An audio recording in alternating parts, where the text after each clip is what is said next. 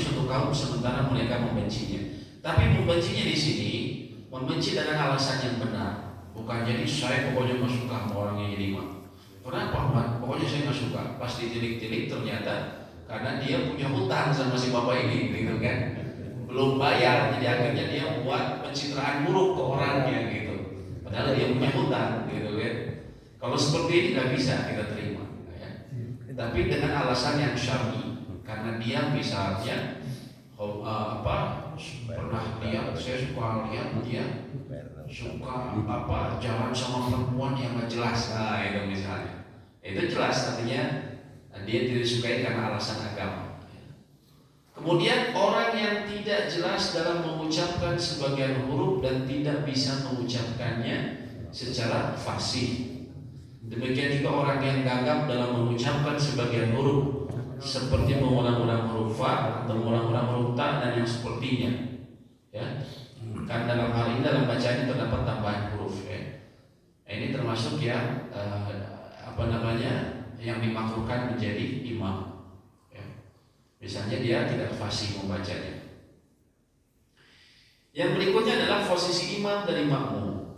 Yang sunnah adalah posisi imam di depan makmum sehingga makmum berdiri di belakang imam bila jumlah makmum 2 orang ke atas, ya. Karena ini memang pernah diriwayatkan bahwa bahwa Jabir dan Jabbar itu berdiri, salah satunya di sebelah kanan, satu-satunya di sebelah kiri. Maka beliau memegang kedua tangannya sehingga memperdirikan keduanya di belakang beliau. Jadi mereka tidak tahu Nabi SAW lagi berdiri, lagi sholat. Jabir tiba-tiba datang ke sebelah kanannya, ya. Dan ternyata Jabbar, ya, salah seorang dari keduanya di sebelah kiri, sehingga sejajar, imamnya di tengah. Itu tuh kalau posisi seperti itu untuk sholat berjamaah bagi wanita. Adapun bagi laki-laki, imam di depan, sebagaimana kita lihat di masjid. Maka imam pada saat itu boleh melakukan yang Nabi SAW lakukan, yaitu beliau memegang kedua tangannya, memberdirikan keduanya di belakang beliau.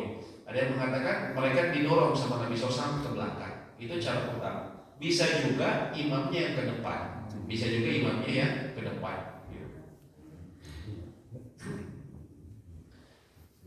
Ya.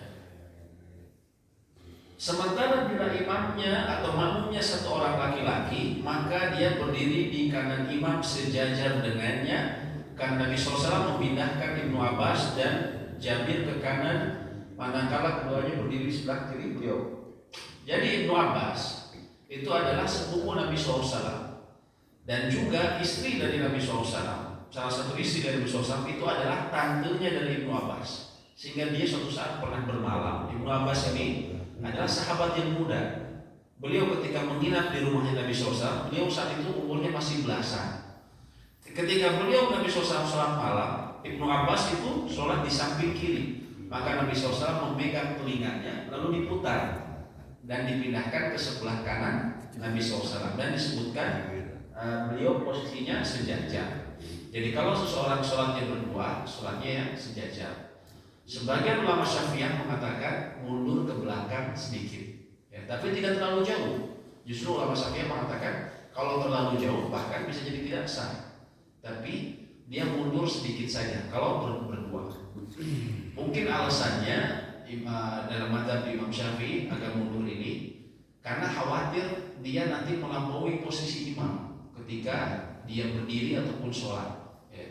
Secara sengaja takutnya. Kalau tidak sengaja tentunya ya beda cerita. Tapi kalau sengaja, umumnya ulama mengatakan bila seseorang melebihi posisi imam lebih depan, maka ini bisa membatalkan sholatnya. Sehingga itu mungkin istihad dari ulama Syafi'iyah bahwa makmum mundur sedikit ke belakang, tapi tidak boleh terlalu jauh.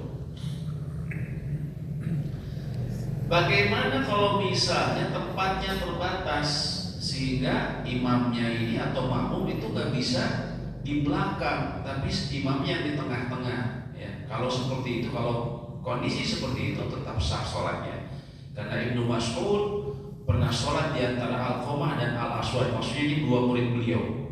Ibnu Mas'ud ini sahabat yang mulia yang menjadi salah satu ulamanya sahabat, ya.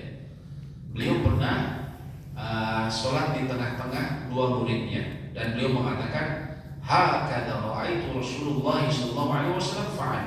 Demikianlah aku melihat Rasulullah SAW melakukan. Ya.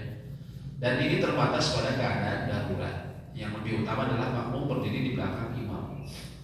Ini juga dilakukan, Pak. Kalau seseorang, ya, ini dibahas dalam fikih Islam. Kalau seseorang dalam kondisi darurat, contohnya apa, Pak? Bencana, sehingga kemudian mereka kehilangan pakaian semuanya. Atau misalnya ada satu barang, mereka pakaiannya semua dicuri, gitu, sama pencuri spesialis pakaian misalnya. Akhirnya satu barang telanjang semua, Pak. Lalu apakah salat berjamaah? Tetap salat berjamaah, kata para ulama. Itu pentingnya salat berjamaah. Caranya gimana? Si imamnya berada di tengah. Kalau telanjang semua, ya. Kalau dia kehilangan pakaian, bukan di depan. Sama seperti ini kondisi darurat ini. Jadi kalau misalnya kehilangan pakaian, misalnya dalam bencana ataupun kan di kita nih kalau terjadi bencana, orang meninggalkan sholat.